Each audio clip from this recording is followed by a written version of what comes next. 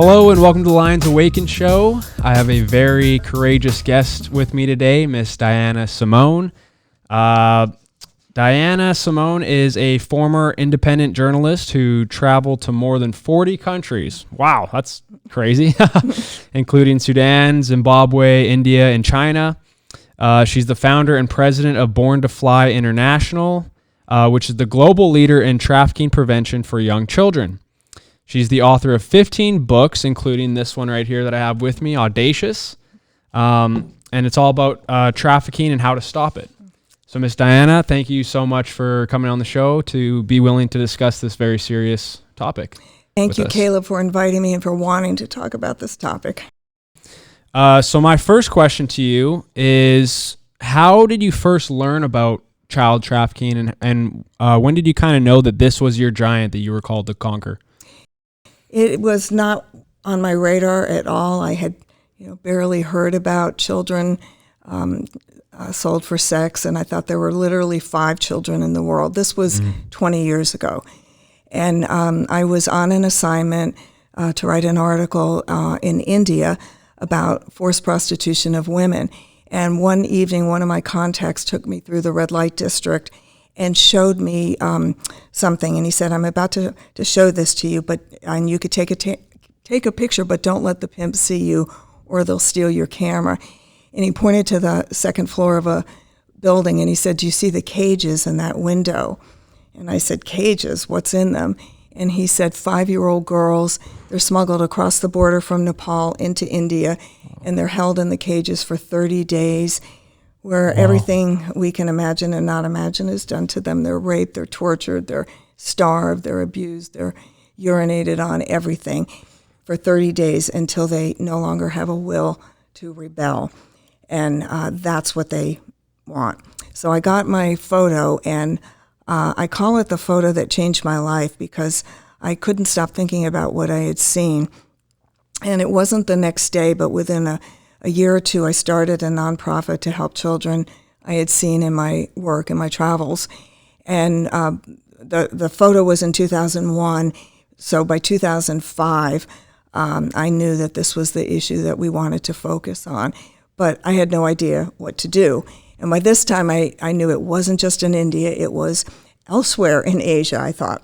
So I had already been to Thailand once, and I took sort of a reconnaissance mission back there to find out what we could do about it, learn more about it, talk to people who were working in that area. And that was my education. And it was like God had a clipboard for me. But each thing he showed me, he was like checking off the list and saying, I want you to see this, but this isn't what I'm calling you to do. So by the last day, I still didn't know what I was supposed to do, but I was meeting with 2 women from International Justice Mission, and I had been meeting with them throughout the trip, and they said, do you know what you're going to do? And I said, well, I keep hearing that kids get taken because they don't know the lies that traffickers tell. And I said, I've written some children's books and curriculum to go along with that. If I write something for kids that would acquaint them with the lies that traffickers tell, but do it in a story format that wouldn't frighten them or their parents, can you use that? And they said, absolutely, we don't have anything like that. So those were my marching orders. And I came home, and again, not within a year or two. It took about 7 long years because I had no idea what I was doing. Yeah. And I ended up leaving journalism to do this because I could not do both, and which meant I had no income. So I had to raise my own support for doing this and try to convince people that a story about a caterpillar could stop a child from being trafficked. So there was a whole learning curve, but God was very faithful to send me people to support me, people in my writers group to help me get this done. And by 2012, it was all finished, and I just made the decision to give it all away, which it was a lot easier doing that than trying to charge someone in Nepal $25 for the materials. That's right. So we uploaded it to the website, and since that day, it was August of 2012, we've had more than 1,100 organizations register to download it in 65 countries. That's unbelievable. It really That is. is really, that's a big It's a God expansion thing. there. Yes. Yeah. Wow. So that, I mean, seeing what you've seen, that would be absolutely life changing. Like, so what? You're the president and the founder of Born2Fly. Yes. Mm-hmm. So what is Born2Fly's role in anti-trafficking? You guys primarily focus on prevention rather than recovery. Is that correct? Exactly. Okay. Exactly. The U.S. State Department came up with what we call the 3 Ps of fighting trafficking. And the first one is prevention, which is what we do. And that's reaching the kids before the traffickers do, which is our kind of goal. And it's also awareness, which is what we're doing here today, is telling people about trafficking and how to stop it. And then there's protection, which is what most people think of as anti-trafficking work, and that's the rescues, the safe houses, the healing from trauma. You can imagine what kind of healing somebody, especially a child, needs after going through that for a few years. And then the third P is prosecution, which is writing laws, changing laws, going after the traffickers, going after the sellers, the buyers, everyone on that supply chain. So all 3 of those Ps have to work together to shut everything down. But we are prevention at Born2Fly. I read on your website, I think your guys' kind of motto is like, reach the kids before the traffickers do. Yes, I love exactly. that. That's great. If you take away the demand, or the supply, then the demand is gone as well. Right, exactly. And it's just like any other business. It's supply and demand, and you have to work at both ends. And I always say, thank God he called me to cut off the supply side and not the demand side. I do know people who are doing that, and that's really, really tough. So our program it's a curriculum which is story-based. Okay. And the story, when I had written some children's books before, but they're little picture books with no plot because I didn't really know how to write a plot because I'm a journalist. So I had to learn how to write a plot. So when I was writing the storyline for Born2Fly, it's a story of a caterpillar who has a dream to fly. And in her quest to follow her dream, she learns 5 things the hard way, of course, or we would not have a story. And those 5 things are the teaching points in the curriculum. So I literally thought it was going to be another 32-page picture book. And out from my fingers onto my laptop, this novel is pouring out. And I'm thinking, this is crazy. I've heard of this happening to other writers. Holy Spirit. Yes. And I'm thinking, how are we going to get this translated into all these languages? And the Lord only told me one step at a time. He didn't. I'm telling you the full picture, looking back 20 years. I knew nothing except like this far in front of me. And he kept telling me, don't try to get too far ahead of me. Stay with me. So after I finished writing it, then he said, turn it into a wordless book. I thought, that's brilliant. Then kids anywhere in the world could read it. So that was another year of working with the same illustrator who had done my picture books. And she took that storyline and turned it into a 500 illustration, sort of a graphic novel. So the curriculum and the wordless book are on the website. The curriculum has been translated into 12 languages. The latest was Romanian. Wow. We're in Spanish, Chinese, Hindi, Indonesian, Nepali, and Portuguese. That curriculum's I read on your website also that it's in more than 65 countries. That's how many. Yes, we've had downloads from over 100 countries. Ooh. But once they download it, they're supposed to keep in contact with me, but we never hear from them. So except if they want money. Oh, I gotcha. Yeah, no, we're the ones that need the money. Yeah. So I just, rather than say we're in 100 countries, I stick with the 65 country figure. Makes sense. And we do hear from a lot of them. They send photos and. Well, that's good. Yeah. That's. I mean, you're reaching the world, so that's the goal, right? That was the goal. So. Yeah. Speaking of the world. Yes. So when I know here, I'm generalizing this obviously, but a lot of people here in the West, especially in America, when they hear about human trafficking or child trafficking, they primarily think like, oh, that's more overseas. that's more in Africa. You know, that stuff happens in the Middle East or Asia or whatever. They don't really consider it happening here when that is obviously not the case. It's very prominent here as well, right? Yes. So like what, can you kind of tell our audience, like what does trafficking happen in America look like versus, I guess, the rest of the world where it's more open? Yes, it is. To answer the first part of your question, it is very prevalent here.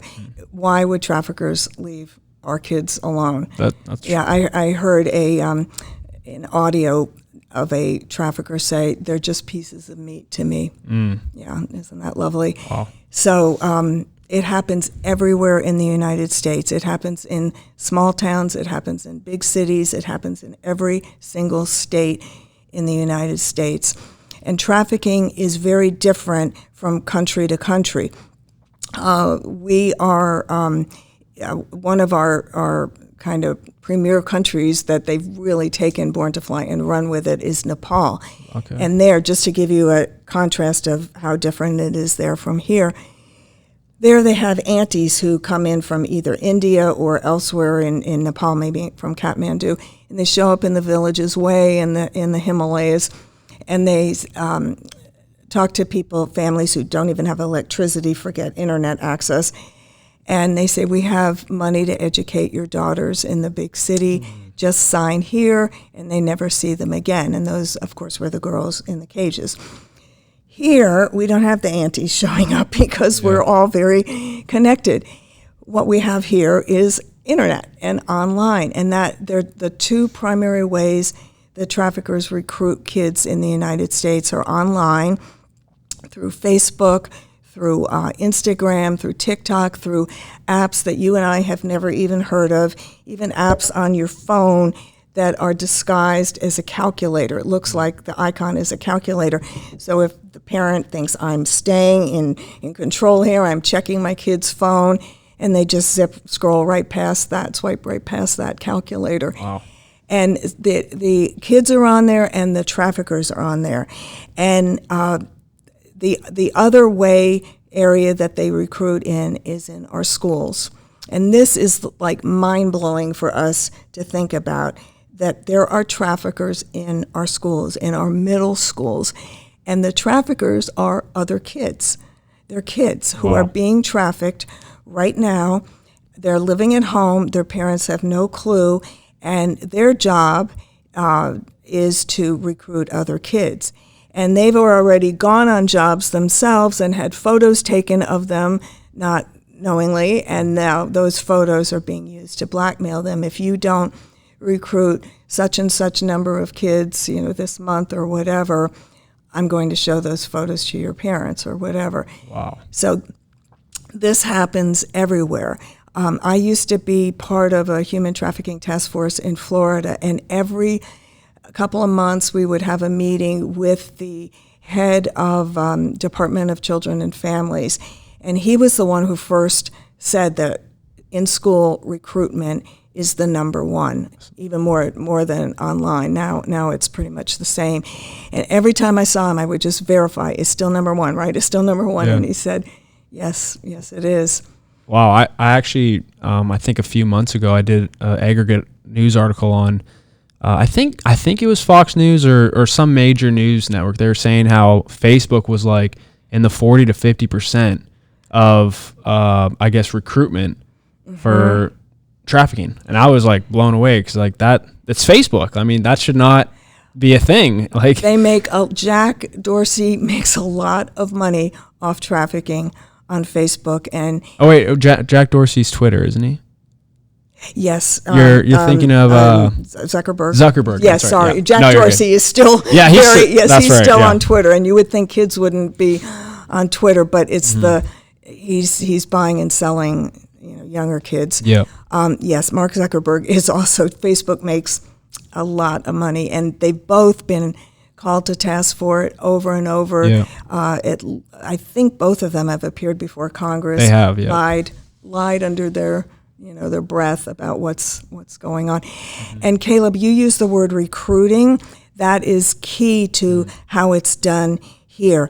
I mean, like the Nepal situation, they're sort of recruiting the parents. Here, they recruit the kids because it's a grooming process and a recruiting process because, again, they don't want the kids to run. They want them so bonded to the trafficker that they will not run. And it's the Stockholm syndrome.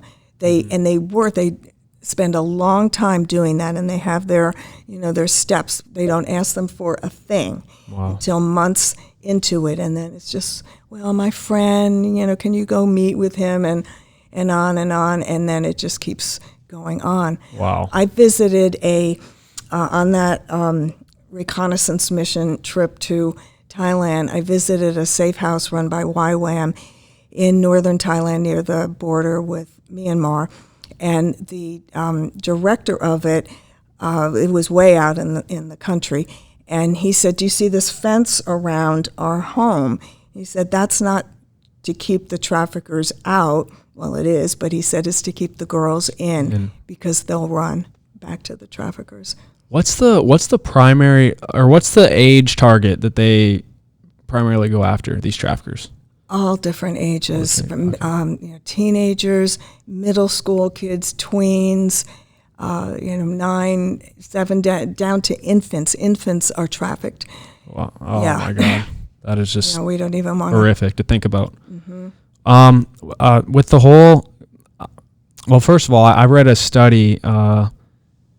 Again, this was a few months ago, but they were, I don't remember who did the study, but it was saying that there was like 400 to 500,000 children go missing in America every year or something like that. How is that even, because you're talking about recruitment. I guess what I was talking about is abduction more so.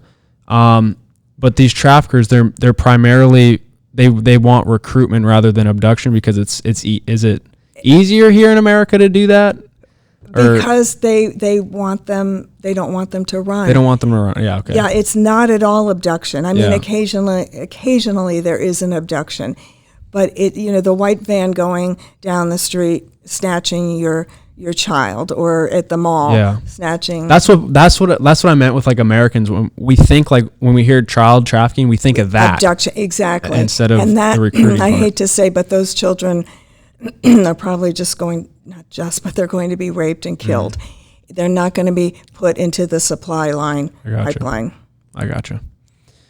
Wow. Yeah, it's very hard for us to make that connection that it's not abduction, it's recruiting. It's recruiting. And once you see that, you can understand why looking at your child, keeping up with your child's phones and who they're talking with, and why is that older man constantly texting my son, not just daughters, not just the girls, but the boys. Why is he constantly texting him? Yeah. And is it equal in the genders for them targeting? It's probably more girls than boys, but boys are trafficked. Wow. This is some heavy stuff, but it needs to be addressed. It needs to be talked about. Yeah, absolutely. Okay, so there are different ways that children can be trafficked. Did you kind of want to tell our audience what those different ways are? Yes, I started making a list, and I got about 5 done, and then I just kept adding to it. So I actually have 12, and there are probably more than that. Originally, it was sex trafficking and labor trafficking. Those were pretty much the 2 that we focused on, and those are probably the primary 2. Well, they're mixed in here. The next one that kind of came on the radar was organ trafficking. And there's actually a big demand for children's organs for organ transplants, particularly like in East Asia, like in the Philippines, and they go to the wealthy Muslim countries. Okay. And the people who are buying aren't necessarily thinking they're buying a trafficked child's liver or something. It's just all part of what happens. Pornography is huge, and so this, you could see it does, like sex trafficking and pornography is mixed. There's a huge demand. Pornography, anyone who watches porn and watches child porn is a trafficker, because they are buying. No child, no 4-year-old signs up for this. That's right. Probably no 13-year-old, no 17-year-old willingly goes into this. So if you are watching porn, whether child porn or teenagers or whatever, you are a trafficker. Child soldiers and conscription, that's not a issue here, but in many places in Africa, children are conscripted into armies, and you've heard the stories how they're just drugged and in their whatever in their forehead and on and on. Blood Diamond's a good movie to watch regarding that. Is that? Yeah, they go all into that. And is that part of the diamond industry? Yep, it's part of the diamond industry. Yeah, so that's labor trafficking of the child soldiers, and probably other things going on too. Yep. You could see that there's a lot of crossover in these. Forced marriage. This is a problem right now with the refugees coming from Afghanistan. Some of them are bringing in 10-year-olds who are their wives. That's a big issue in the Muslim community. Yes, it is, and not just over there, but here as well. Here in the already established communities. Wow. Adoption. There are just so many tragic stories, because the parents who are applying for adoption have no idea that these children are not brought here legally from other countries. Or there is a story of this man someplace in California who he actually had a pregnant women, like a farm in, I think, Samoa, one of the islands in the Pacific, and these women would have babies and then they came over here when they were about to deliver, so that the children would be American citizens. Oh my goodness! And then he had an adoption agency going. So, and these parents had no idea. Wow. And then it was all broken up, and then they found out what happened. Can you imagine? This one will really rock you. Child Protective Services, like each state in the United States has like DCF in Florida, Department of Children and Families. And when I first heard about this, I thought it was sex trafficking within the system, that the foster parents were sending them out, whatever. That I'm sure that does happen. What is really going on is that, we'll just call it CPS as the general term for each state. They get money from the state, and they get money from the federal government for each child in the system. So they have a very lucrative reason to be getting more children into the system. So what they do is they are taking children, a lot from Christian families. This was not just a one-off thing, and it happens all over the world. I've heard stories, talked to people online in Australia and New Zealand that have had their families broken apart. There's a Christian family in California had all seven of their children taken, and they're on like very frivolous claims of, like, one of their children they had to take to the emergency room, and there was a small bruise. Well, what toddler does not have a small bruise from falling down? So they immediately brought in social services from the hospital, and because the mother is defending it, then they're accusing her of hiding something. So they took that child, they went to the home and took all 6 of the other children, and they've had them for a couple of years. I think their website is no longer ignored. I'm not sure if it's .org or .com, but and that's just one story. I've heard many, many, many, and it's horrible. General Flynn, his sister Mary Flynn, Mary's daughter and grandson are in the midst of this. Really? That is absolute. What? The government has no right to take your kid away for just any reason that they want. Like, oh my, that makes me so mad, because I just hate tyranny and I hate government control and all that crap. But so much for innocent until proven guilty. Yeah, exactly. And even when they go to court, it's just stacked. A bruise, a little bruise on a fiber, that gives them the right to take your child away? No, absolutely not. What are you? Oh my goodness, that's absolute tyranny. So was that the 12th one? Or was that No, that was 8. I'll just go okay. through the other ones. Yeah. For blood, DNA, and adrenochrome. Oh, yeah. Experimentation. These are, you can see the level of darkness is getting higher as we go higher in the number. Satanic ritual abuse is number 11, and then 12 is child sacrifice. So you mentioned the 400,000 children. Yeah, and I've heard this number too. I don't know where they're getting this number from. A lot of kids are lost in that CPS system because they get moved around from home to home, maybe it's within the state, but I think some of those kids are part of that.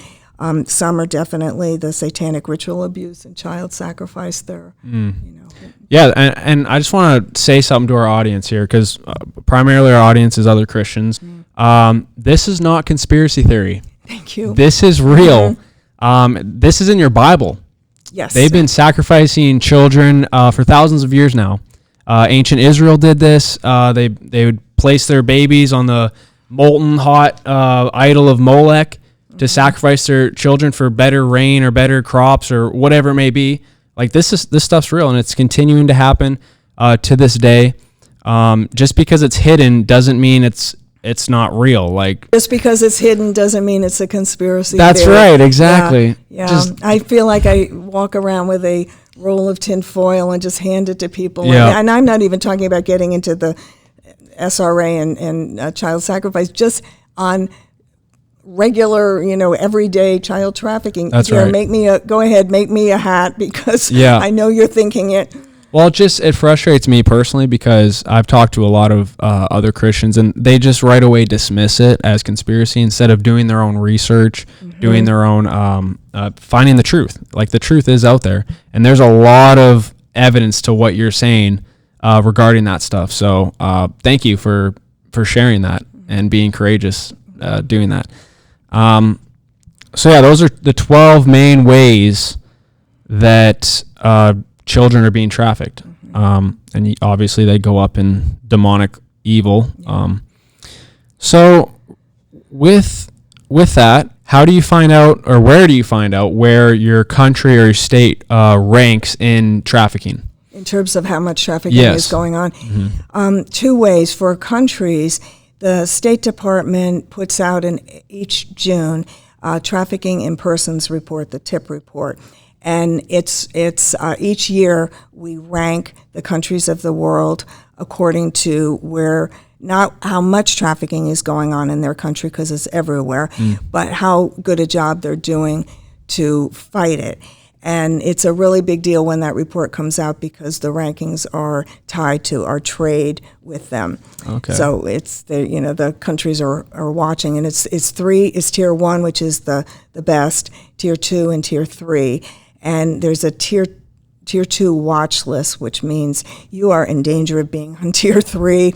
Next year, you better get your act together. So the tier 2 watch list people, you can just follow the news the day after it. They go crazy. So you can look on the State Department website and look under the Office to Stop Human Trafficking, and the TIP report is on there. It's huge. It's a big document, but of course you could just look through the PDF on there and download it and look for the rankings, and then each country has a narrative that's pages long, so you could read about what is happening in that country.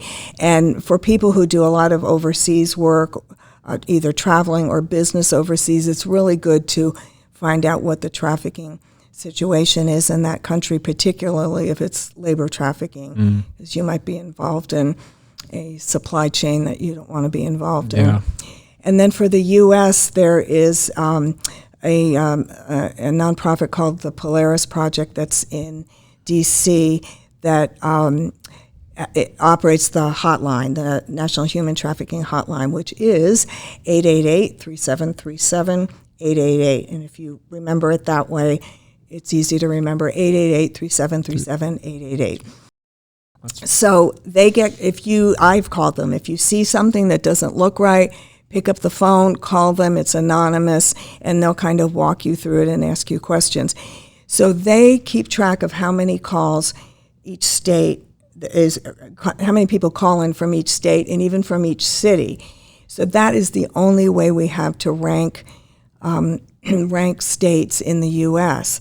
I have probably heard someone from all 50 states say that their state is the worst, and my response is, it's not a contest. You know what? It's not a contest. It's not something, right? So every state has trafficking, but it shows us how much. Almost shows us how much awareness is in that state, because people are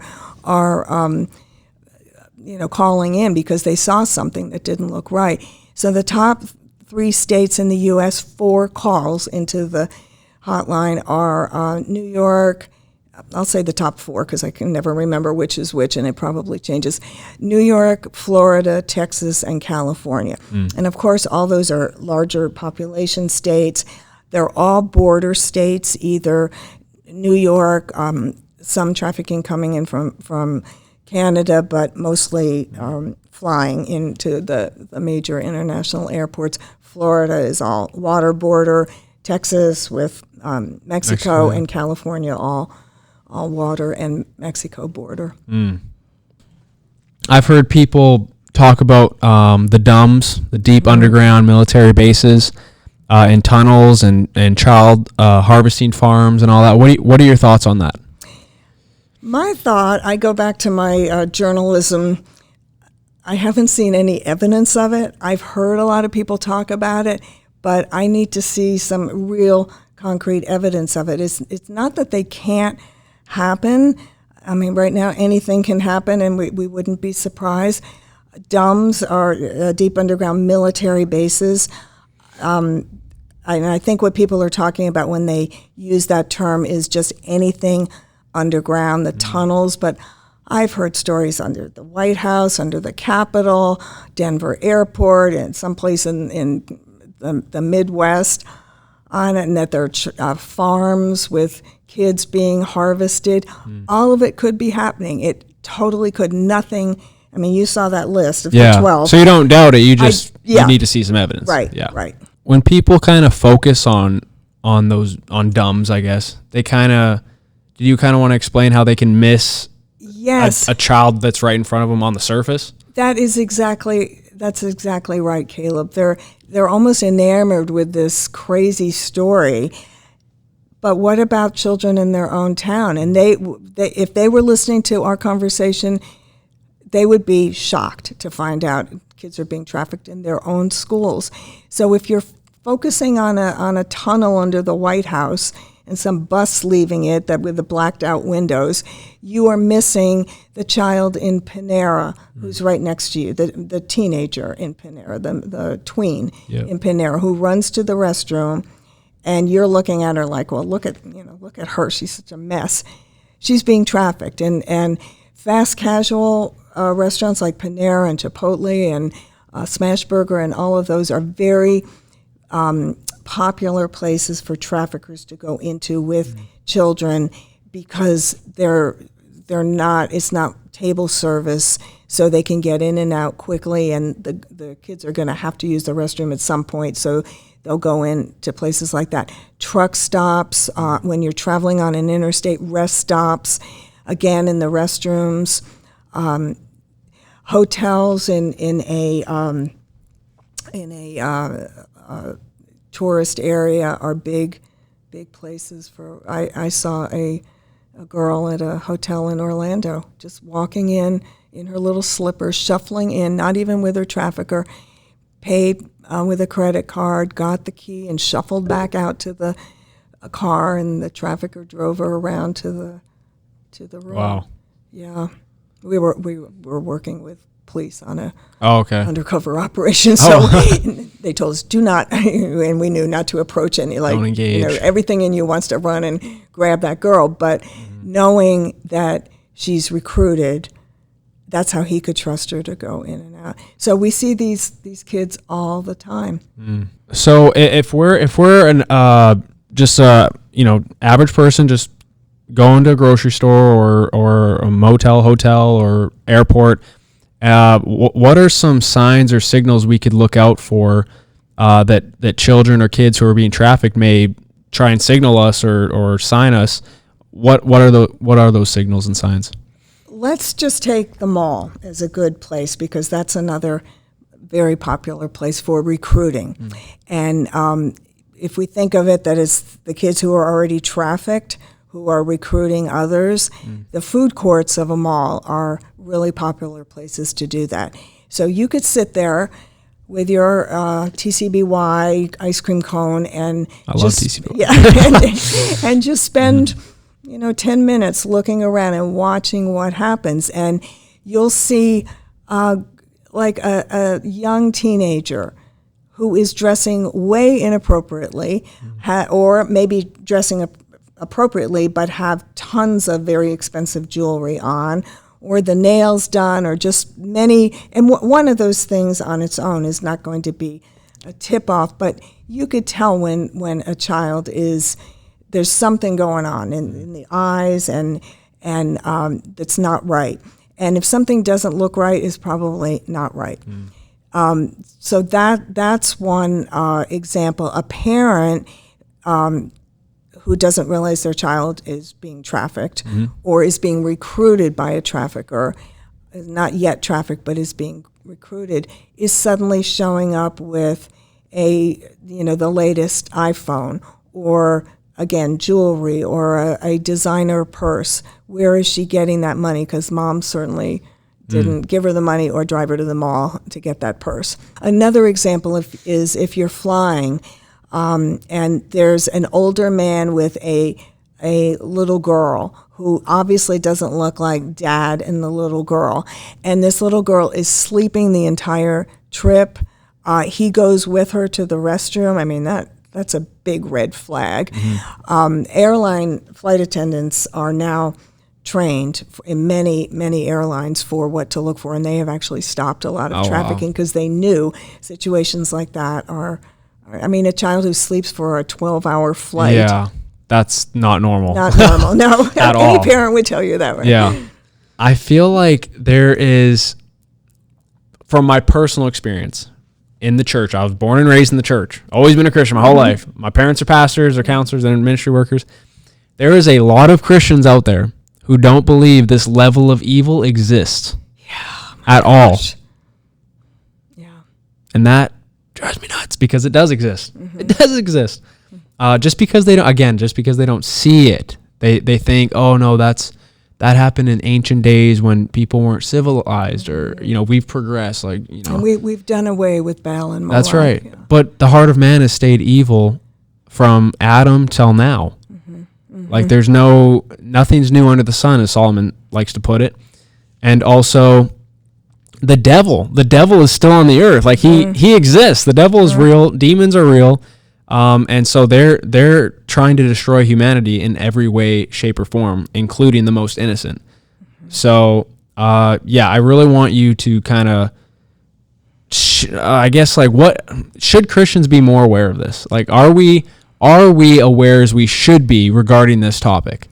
I think we are, but we're not. And it's exactly what we said, that our minds are not capable of even thinking of that kind of evil. But it's actually gotten worse, way worse, especially in the past few years, because we know that the enemy knows. He's read Revelation 22. Yeah. He knows the end. That's right. And he's angry. He probably skipped over that verse, that he's angry and just throwing out everything he can. So we have just got to be aware as believers of what is happening and what we can do about it. Prayer, yes, absolutely. But so many people are called to fight in different areas of the horror that's going on, and they're not. And that takes, your whole message about having courage. That's right. The reason we don't is fear. And fear has just been unleashed in the world the past 10 years. That's right. Probably 20 years, starting with 9/11. And there's every reason to stay home and not get involved. Every single reason. Yep. But there are so many more reasons to just set that fear aside and go and do something. Not don't go do anything. Go do what God told you to do.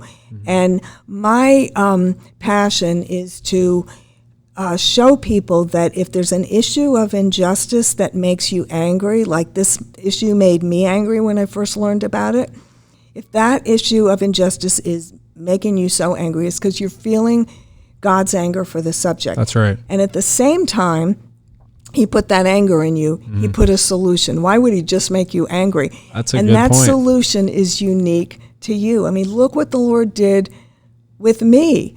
I didn't say this, but when I was little, I never wanted to be a writer, but I always wanted to write a children's book with one of those gold seals on it. That's the best children's book of the year. Yeah. Well, the American Library Association, which chooses the best, the Newbery and Caldecott medals, they never heard of me. They never heard of Born2Fly. They've gotten totally woke, and the books they're choosing now, we would not be, giving to children to read. But my children's book is in 65 countries. I mean, I couldn't have made that happen. It's God. I wish my other books were, in 65 countries, but Maybe they will be one day. Maybe they will be, right? God did that. So he put the solution that was uniquely me, because he knew I wanted to write a children's book. And he knew I was already a writer, and I had already done those other children's books, so kind of knew somewhat of the path. As I said, he was giving me this much information each step of the way. But find that issue, find what you like to do, find what you don't like to do, because that's just as important. Very true. What don't you like to do? And there's no sense trying to make yourself, like math if you don't like math. Yeah.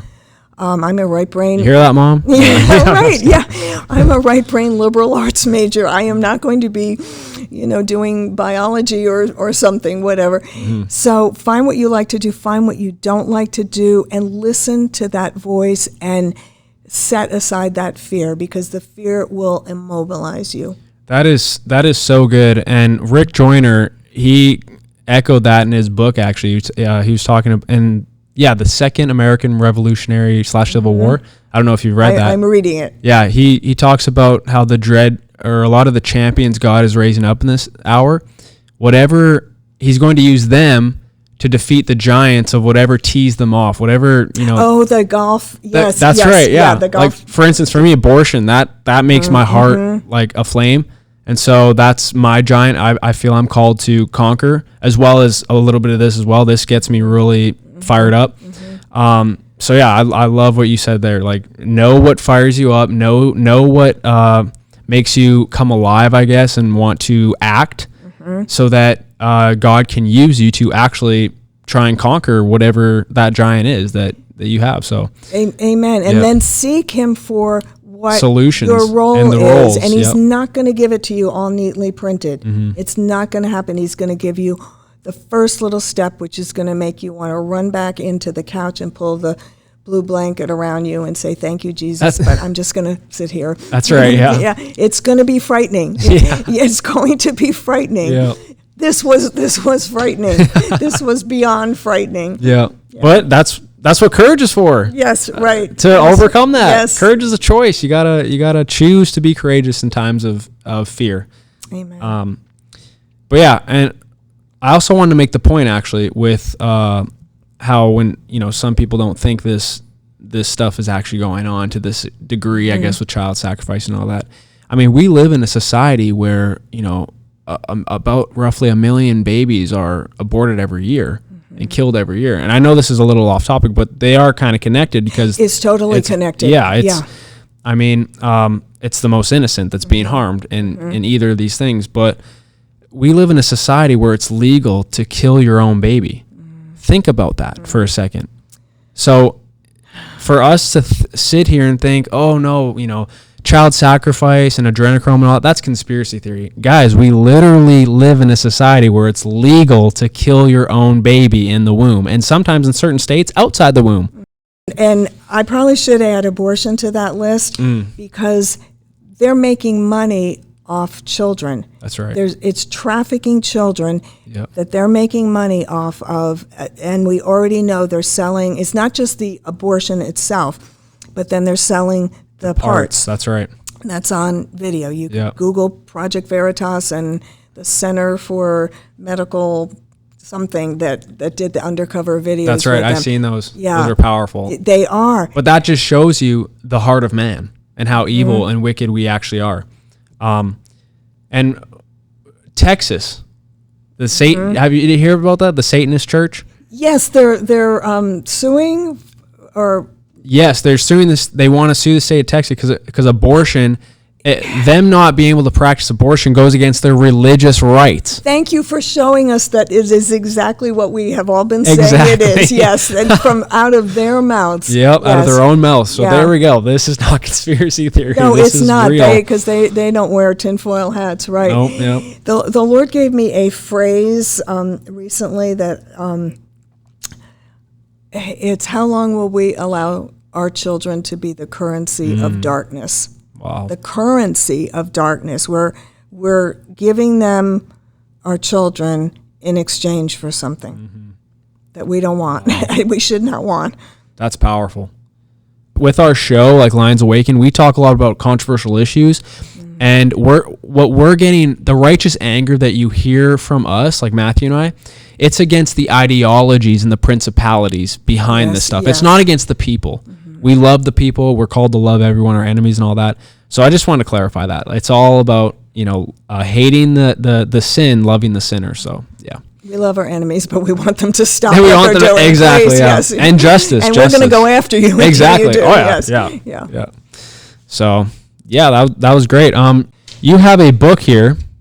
It's called Audacious, which I mentioned in the intro. Do you want to tell us a little bit about it? Yeah, this is a book about child trafficking and how to stop it.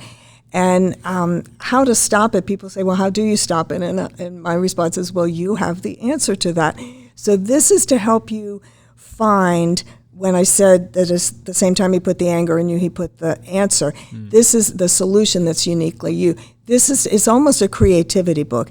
It's to help you find who you are, what you like to do, give yourself permission to think big, crazy dreams. And, of course, it tells all about what trafficking is and isn't. And I tell my story in there that I shared with you here about how God took someone who knew nothing about this, had no clue about it, was not looking for it, but took what I wanted to do anyway, and that's what he created, something out of nothing.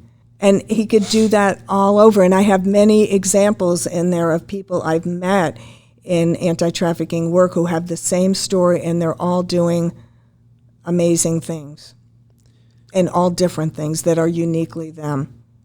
And people can get this book on the website? On the website, Born2Fly. Born2Fly.org. Right. Okay, they can get all your material. Is that correct? It has a link to my other books. Some of them are Justice and the Truth Book. These are books with scriptures, all on justice, all on truth, and there's 7 of them, one more coming out soon. Nice. And then this is the storyline, when I said I wrote a children's novel coming off my fingertips, and it's about the reading level of Charlotte's Web, and about the same length. Okay. This is what we turned into the wordless book. But there's a link for this if somebody doesn't want to read a wordless book but actually wants to read real words. So, and it's got some of the pictures from the wordless book in it. Nice. I love that's a subtitle, right? Yeah. Yes. The bold, brave Brazen plan to shut down the global child sex industry. And then there's a little asterisk somewhere, maybe it's on the title page, that the plan is you. Oh yeah, hint. It's something only you can do. Yeah. I like that. That's awesome. All right, so if you viewers out there want to somehow get involved or be more informed or support Diana in any way with her material, you can go to her organization's website, born2fly.org. I will make sure and put that in the link in the description of this video. And yeah, Diana, I think that will wrap things up. I really appreciate you coming on to discuss this great evil that's going on in the world, and thank you for being courageous in all that you do to stop this. So, well, thank you for having me on and wanting to talk about the hard subjects. Of course. I appreciate that. All right, Lions, you Lions out there, until next time, keep roaring the truth, and God bless.